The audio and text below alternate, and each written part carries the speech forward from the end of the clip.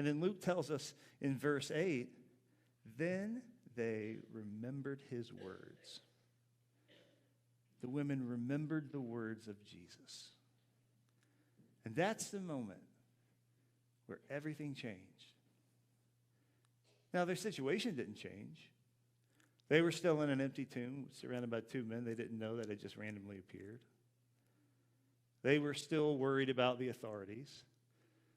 They still didn't know what the future of Israel was. They still didn't know what their future was. They still didn't understand it. Circumstances didn't change.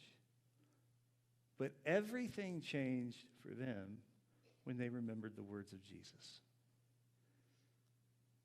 And what I'd like to encourage you today is, whatever you brought into this room with you today, whatever maybe you're afraid of, you're worried about, you're sad about, you feel like you've lost or you're afraid you're going to lose, whatever pain or grief or fear or sorrow or whatever you brought into this room today, I can't fix those circumstances for you. But what I'd like to invite you to do is to remember the words of Jesus. Remember the words of Jesus.